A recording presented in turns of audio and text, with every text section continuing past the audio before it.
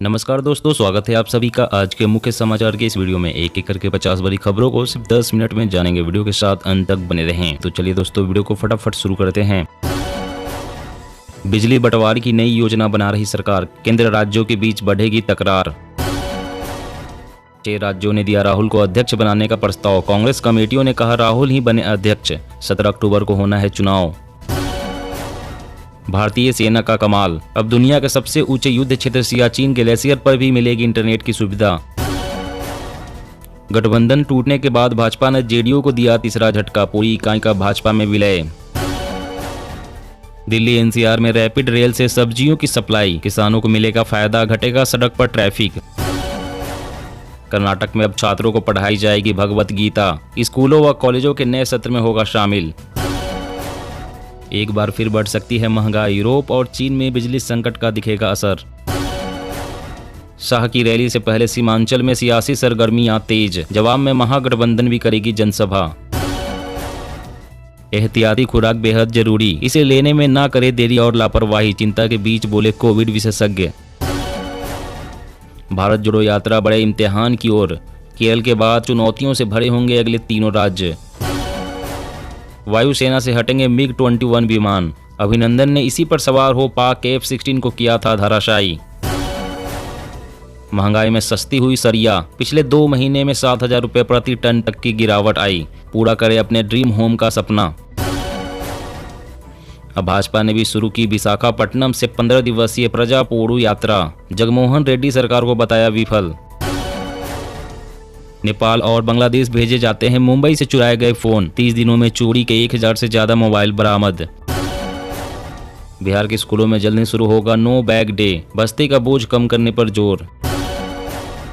Payment system को सरल बनाने की कवायद, आरबीआई ने डेबिट और क्रेडिट कार्ड का लेन देन पर मांगा फीडबैक। मुस्लिम ईसाई धर्म अपनाने वाले दलितों की कैसी है स्थिति, पता लगाएगी सरकार। दिल्ली में कोरोना और स्वाइन फ्लू का डबल अटैक, अस्पताल में भर्ती हो रहे मरीज, खतरनाक स्तर तक गिर रहा ऑक्सीजन लेवल। पीएम श्री योजना के तहत यूपी के 1780 सरकारी विद्यालयों का होगा कायाकल्प, तैयार हुआ प्लान। अब दुनिया में हथियारों के बाजार में दिखेगा भारत की धमक, मलेशिया में HAL ने खोला ऑफिस। डेंगू और चिकनगुनिया के खात्मे के लिए रेलवे ने चलाई मॉस्कीटो टर्मिनेटर ट्रेन। एंटीबायोटिक्स मन मर्जी से खाना पड़ेगा भारी, डॉक्टर की सलाह के बिना लेते हैं तो हो जाए अलर्ट, किडनी हो सकती है खराब।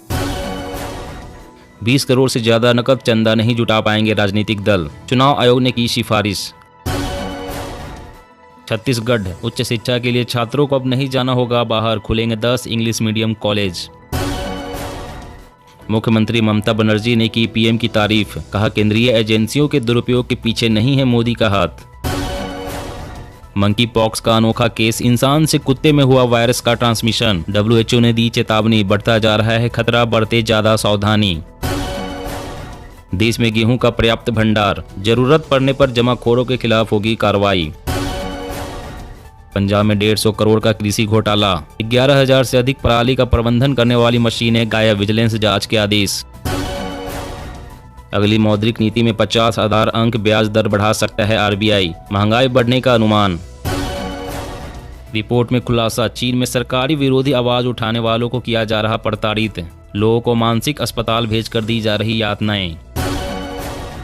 सिखों की पगड़ी की तरह हिजाब भी अहम, अच्छा लगे या ना लगे पर अधिकार नहीं छीन सकते, सुप्रीम कोर्ट में बोले वकील।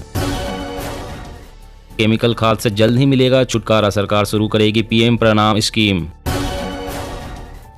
अब आएगी चावल की महंगाई, त्योहारी सीजन में बिगड़ सकता है किचन का हिसाब। आईएनसी अध्यक्ष चुनाव को लेकर हरियाणा कांग्रेस में घमासान, हुड्डा और सुरजेवाला ग्रुप आमने सामने। असम सहित पूर्वोत्तर में CAA के खिलाफ प्रदर्शन फिर शुरू, आंदोलनकारी बोले कभी स्वीकार नहीं करेंगे, वापस लेना ही होगा कानून। हमारे डिस्पोजेबल फेस मास्क और प्लास्टिक के दस्ताने पक्षियों के लिए बन सकते हैं बड़ी सजा। झारखंड खेल नीति 2022, युवाओं का बढ़ा उत्साह, खिलाड़ियों को मिलेगी नई पहचान। मध्य प्रदेश सरकार की योजना से युवाओं को मिलेगा स्वरोजगार, राशन दुकानों तक पहुंचाएंगे खाद्यान्न।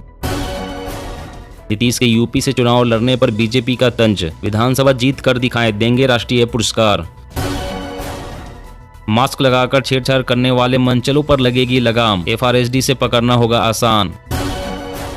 एयरटेल और रिलायंस जियो जल्द ही कर सकती है देश में 5G सेवा की शुरुआत, टेलीकॉम सेक्टर में निकलेगी बम्पर नौकरियां।